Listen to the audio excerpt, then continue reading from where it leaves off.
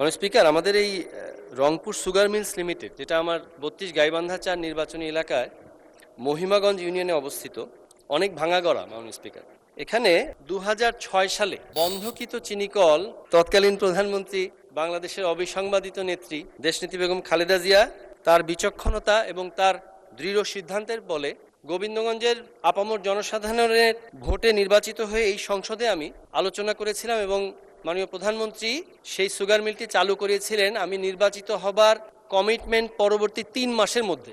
এক সে বরকার এক। মাননীয় স্পিকার, একটু আগে পাশ থেকে একজন কলিগ বললেন যে উর্দু মে বলিয়ে, আসলে এটার আমি রেফারেন্স গতকাল দিয়েছি। আমি যে জন্য বললাম এক সে বরকার এক, বর্তমান মাননীয় প্রধানমন্ত্রী 2 মাস এখনো হয়নি, তার মধ্যে এই ব্যাপারে পদক্ষেপ নিচ্ছেন ইনশাল্লাহ। এটা আমাদের গোবিন্দগঞ্জের আপামর জনসাধারণের অত্যন্ত একটা আবেগের জায়গা। মাননীয় স্পিকার, তবে বিষয় হলো, আমি আজকে তারকা চিহ্নিত প্রশ্ন সম্পূরক বলতে গিয়ে আমি যেটা বলেছি যে আমরা বারবার চালু করব, আর বিভিন্ন কারণে, অজানা কারণে আবার কোনো এক ফ্যাসিস্ট এসে বন্ধ করবে, এটা তো হতে যাওয়া যায় না। মাননীয় স্পিকার, এই জন্যই আমাদেরকে এর মধ্যে সম্পৃক্ত করা হোক। মাননীয় স্পিকার, এই মিলটি ইনকামবেন্ট যে ছিল, 200-র বেশি সার্ভিস ও ফিচারে লেনদেনের সব বিকাশ অ্যাপে সম্ভব।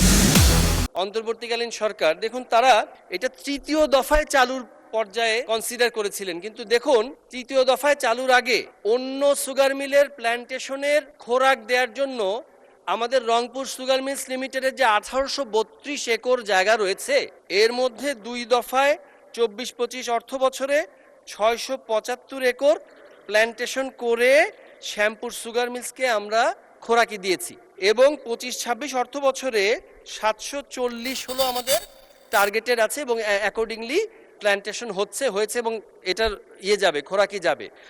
এবং এখান থেকে 3টা সেন্ট্রিফিউগাল মেশিনের মধ্যে একটা সেন্ট্রিফিউগাল মেশিন ধার করে আপনার নিয়ে যাওয়া হয়ে গেছে। তো যেখানে আপনার অলরেডি ইকুইপমেন্টস ছিল, সামান্য কিছু মেরামত করে করা সম্ভব হতো এবং যার নির্দিষ্ট যা জমি আছে, এখান থেকে আমরা প্ল্যান্টেশন করে অন্য সুগার মিলকে ফিড করছি, সেখানে আমরা কিভাবে 3য় ধাপের সুগার মিল চালু হওয়ার কনসিডারেশনে থাকলাম, এটাই আমার একটা প্রশ্ন। যদিও পাশাপাশি আরও কিছু প্রশ্ন করতে হয়, যে আমরা অবশ্য ফ্যাসিস্টের অনেক প্রশ্নই আমরা করি মাননীয় স্পিকার, কিন্তু আসলে 3 মাসের জায়গায় মোটামুটি প্রায় 1.5 বছর থাকা অবস্থায় আমাদের এই কর্মসংস্থান, এমপ্লয়মেন্ট থেকে শুরু করে আরও অন্যান্য যে সমস্ত জায়গা ছিল, সেই সমস্ত জায়গায় তারা কি অবদান রেখেছেন, সেগুলো অবশ্য এগুলো অন্য বিধিতে আলোচনা করবো ইনশাল্লাহ। মাননীয় স্পিকার, তো আমি যেটা বলতে চাচ্ছি মাননীয় স্পিকার, আমাদের এখানে এই সুগার মিলে প্রত্যক্ষভাবে প্রায় 1,500 কর্মসংস্থান, পরোক্ষভাবে প্রায় 7 থেকে 10,000 কর্মসংস্থান সম্ভব। মাননীয় স্পিকার, এখানে যেমন কান টানলে মাথা আসে, একটু না বললেই নয়। মাননীয় স্পিকার, এখানে আমাদের রংপুর ইপিজেড এবং পরবর্তীতে প্রস্তাবিত গাইবান্ধা ইপিজেড নামে যে ইপিজেডটা হওয়ার কথা আছে, এই 1832 একরের মধ্য থেকেই কিন্তু 450 একর নিয়ে হওয়ার কথা। মজার ব্যাপার হলো যে 1832 একর কিন্তু প্ল্যান্টেশন কখনোই পুরোপুরি হয়নি।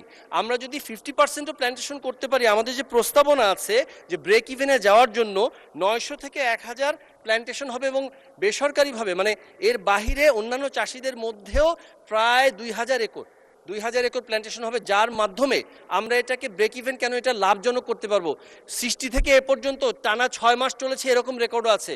লাভজনক হবে ইনশাল্লাহ। আমাদেরকে যদি এর প্রক্রিয়ার মধ্যে দায়িত্বশীল যারা আমরা কমিটমেন্ট দিয়ে এটা চালু করছি, তাদেরকে যদি অন্তর্ভুক্ত করা হয়, লস করার কোনো সুযোগ নেই। মাননীয় স্পিকার, সব দিক বিবেচনায় এই রংপুর সুগার মিলস লিমিটেড শুধু চালু নয়, অবিলম্বে চালু করার জন্য মাননীয় স্পিকার, আপনার মাধ্যমে আমি মহান সংসদে মাননীয় সংশ্লিষ্ট দপ্তরগুলোকে আমি অনুরোধ জানাচ্ছি। মাননীয় স্পিকার, এই আবেগ, আবার এই সুগার মিলের চাকা ঘুরবে, কৃষকের চোখে আনন্দ আসবে, আমাদের গোবিন্দগঞ্জ তথা গাইবান্ধা তথা গোটা উত্তরবঙ্গ আবার হেসে উঠবে। আপনার মাধ্যমে এই আশা ব্যক্ত করছি। ধন্যবাদ মাননীয় স্পিকার।